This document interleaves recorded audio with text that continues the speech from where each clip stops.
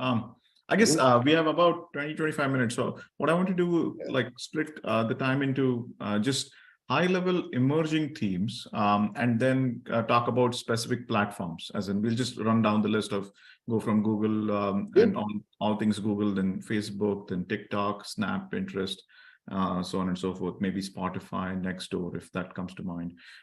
But in terms of just high-level kind of emerging themes, again, I'm just going to throw out some names and just tell me if your clients or you are, is that where new dollars are going in or existing dollars are moving in?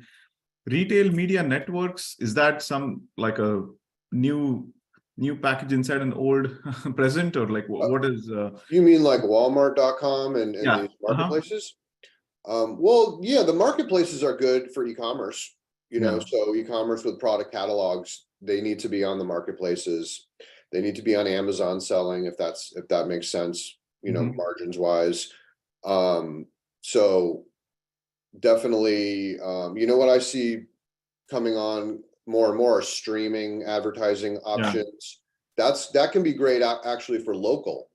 I see a lot of local businesses tapping more into like Hulu and Xfinity advertising, these local video plays for local business. Local businesses, Facebook advertising is still great for local business, in my opinion. Local is a very big part of online advertising, and it's separate from national, although national, sometimes they have locations that they want to market locally. So that makes sense for them. But small business, localized, regionalized businesses, Facebook, Instagram, TikTok, Google, these are the platforms that are going to do well for them. So there's, online advertising, in my opinion, is still can be extremely effective for local businesses and SMBs. So let's not forget them, because that's a big chunk of businesses out there that need to be leveraging digital advertising. Of course, it's nice to always talk about the big brands because they spend the most, but the big brands don't a lot of times care how much ROAS they're getting. Some of their campaigns are performance-based, some of them are branding, some are a mix, and they don't, they know they're spending X amount per month regardless of what happens. So, and like I said, I don't work with a lot of those because they're not so performance oriented. So if they are performance oriented, I'll engage, and they'll utilize me or my agency for whatever it may be. But it's the medium-sized businesses, brands, smaller emerging brands, which there's still a lot of new brand emergence. That's what's happened over the last few years since the pandemic. Just an explosion of new brands into the market. And great, but they won't all succeed. There's saturation.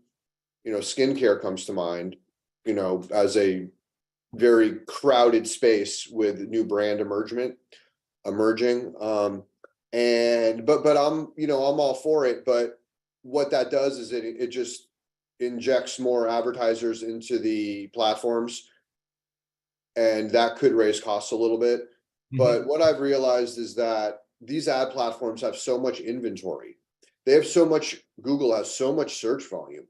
Facebook has so many impressions. TikTok has so many impressions. YouTube has so many impressions. They can't even fill all the ad placements. They can't even fill all the ad units, even with all these brands spending.